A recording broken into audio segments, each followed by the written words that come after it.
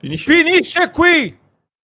Inter batte Torino 5-0, il primo atto di questo nuovo campionato di Serie A si apre come meglio non poteva, con l'Inter che stravince sul Torino in una serata in cui c'era un po' di timore sul tema stadio, su come si sarebbe presentata questa Inter, che invece è stata un'Inter brillantissima dal punto di vista fisico, dal punto di vista del gioco, compatta, attenta difensivamente e soprattutto letale davanti, dove rispetto anche ad altre gare l'Inter ha sprecato meno del previsto, ha saputo indirizzare fin da subito la gara e poi nel secondo tempo ha sostanzialmente dilagato con le firme di Bastoni, doppietta di Marcus Thuram, la rete di Lautaro Martinez e il gol anche di Bonny al debutto in Serie A. È un Inter che lancia un bel messaggio in una giornata di campionato in cui quello dell'Inter a questo punto è la miglior prestazione, quindi tra le varie squadre che abbiamo visto. Calma, ovviamente, non esaltiamoci troppo, però Simone, dicevamo da tanto tempo,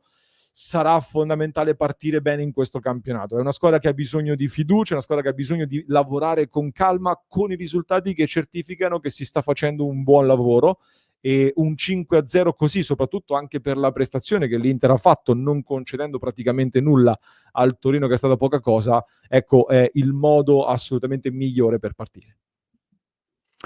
È un 5-0 bello scintillante. Non mi aspettavo una vittoria molto agevole, e invece così è stato. La cosa positiva, ecco,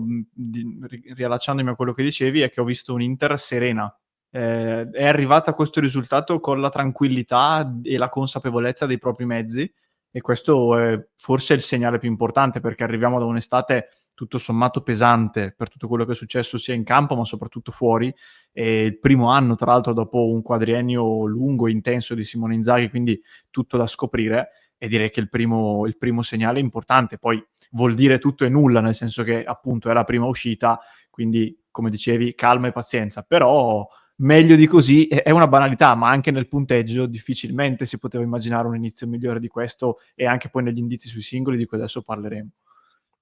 Sì, perché poi c'era tanta curiosità su diversi singoli, quindi parleremo ovviamente molto dei singoli, ma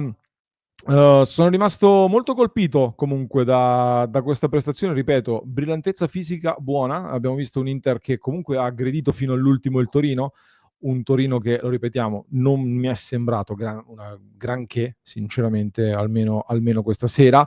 In chat purtroppo sì ragazzi, abbiamo chiuso la Champions con un 5-0 sconfitta, ripartiamo con una vittoria per 5-0, abbiamo un po' esorcizzato quel 5-0 lì. Dicevamo anche che l'ultimo gol ufficiale era stato segnato da Bastoni nella gara contro il River Plate al Mondiale per Club, e ripartiamo nella nuova stagione con un gol di Bastoni che è tornato a segnare. Io parlerei appunto dei singoli. Questa forse è la sera in cui scocca la scintilla definitiva tra i tifosi e Petar Sucic. Da quello che leggevo è un po' il giocatore più menzionato, nonostante la doppietta di Thuram che già dai primi minuti sembrava più vivo e più incisivo rispetto ad un Lautaro Martinez che comunque si è sbattuto fino all'ultimo. Lautaro che ha lottato davvero, elemento su cui poco da dire, la cattiveria agonistica di Lautaro che va a prendersi un gol in scivolata sfruttando l'errore della difesa, ed è un gran gol. Thuram doppietta, si è rivisto il Thuram più centravanti di inizio stagione scorsa in questa partita. Però Sucic è quello che si è preso un po' la vetrina, perché c'era voglia anche di curiosità, c'era voglia di vedere novità, ecco, di vedere anche giocatori nuovi. Sucic era l'unico giocatore nuovo in campo dal primo minuto e ha fatto una prestazione da migliore in campo per chilometri percorsi, sostanzialmente è quello che ha corso più di tutti, e l'assist che fa Thuram soprattutto è quello che fa innamorare gli interisti, che hanno visto anche un calciatore che appena ha lo specchio della porta prova a calciare in porta, e questo noi su Passione Inter lo apprezziamo molto, mentre ringrazio anche De Pica Pica con il suo Forza Inter, grazie mille davvero per la super chat. Simo.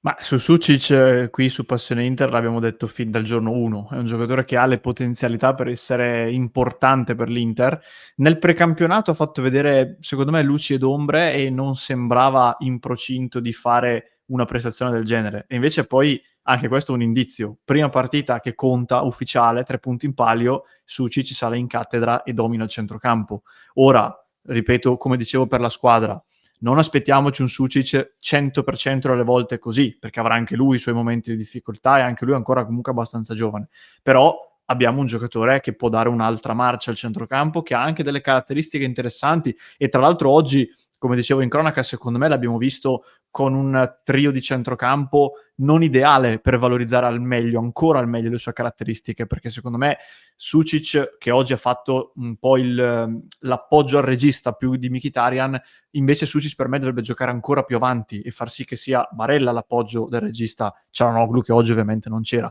Quindi io sono ancora più curioso poi di vederlo quando ci sarà la possibilità di metterlo in campo con gli altri due centrocampisti titolari. Però è un giocatore che ha dei colpi e che ha tante giocate ancora da esplorare, e fa parte, tra l'altro, come dicevamo nella chiusura della cronaca, di quel gruppo di 15-16 che possono giocare da trequartisti all'interno di questa rosa, tra adattati più o meno, però anche lui, volendo, si potrebbe pensare anche lì.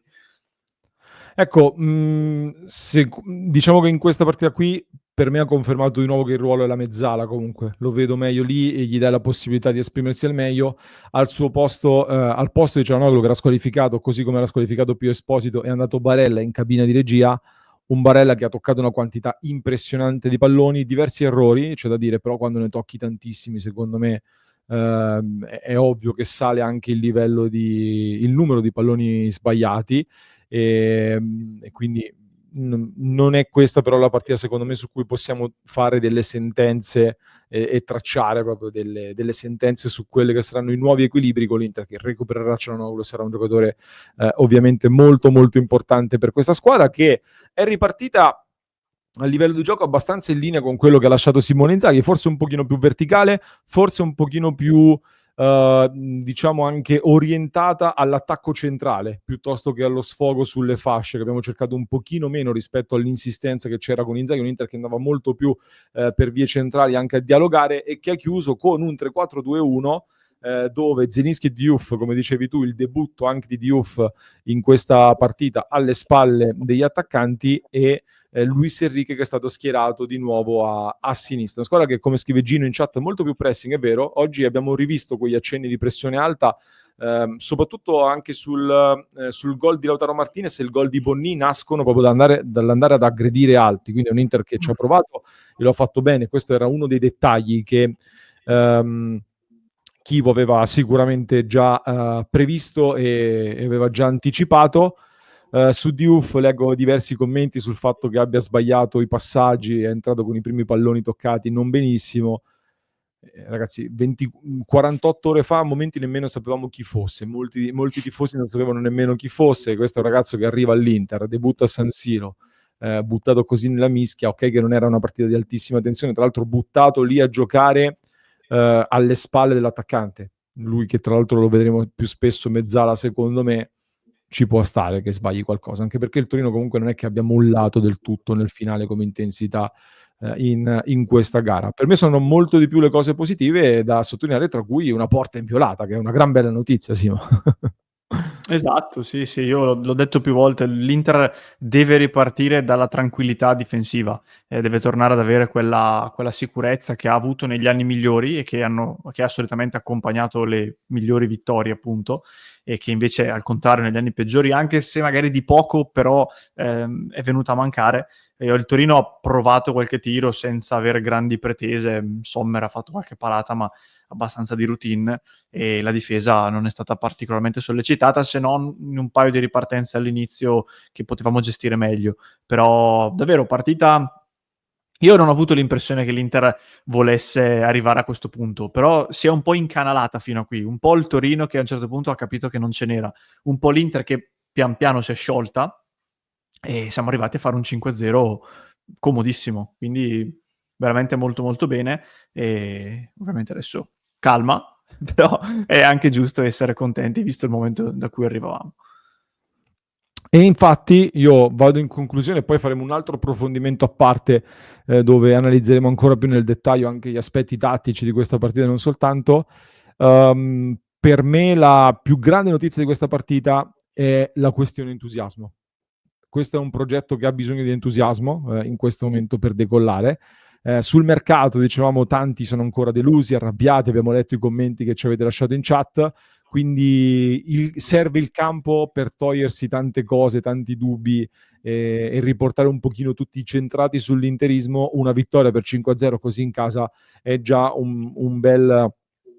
bella botta, ecco, al motore e al cuore nerazzurro che si riaccendono. Per cui direi bene così, in attesa di recuperare anche Pio Esposito, di riavere al meglio anche Carlos Augusto che oggi è entrato nel secondo tempo, di integrare i nuovi arrivati che sono entrati. Anche qui, Simo, un tema, ne parlavamo spesso, il fatto che i nuovi siano giovani comunque ti porta anche a gara in corso ad avere quella scintilla del giovane che appunto ha entusiasmo, quella brillantezza, quella freschezza anche fisica, che comunque saranno fattori importanti in questa stagione. Non so se sei d'accordo e se vuoi aggiungere qualcosa.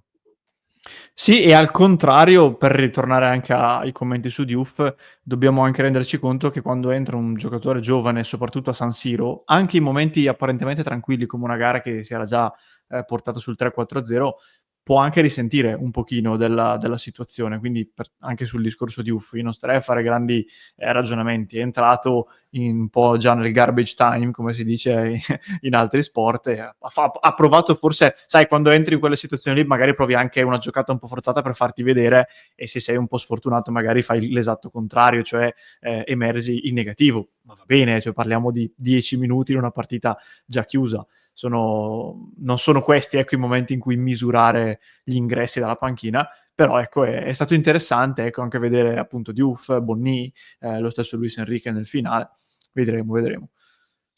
Comunque, per chiudere, ecco, tutto bello, non vorrei che passasse in secondo piano il fatto che comunque se si facessero ancora un paio di cose da qui a fine mercato sarebbe nettamente meglio. Quindi spero che questa partita riaccenda l'entusiasmo, non faccia passare in secondo piano alcune cose. Detto che Marotta nel pre-partita ha un po' spento questi nostri interessi, queste nostre opportunità e sogni di mercato, parlando di difesa, dove non vedo opportunità in questo momento, parlando di attacco dove è un po' chiuso, ecco, in realtà secondo me almeno un paio di cose tra difensore e in attacco, facendo uscire Taremi, facendo uscire Palacios e facendo i giusti incastri, ci spero ancora, francamente.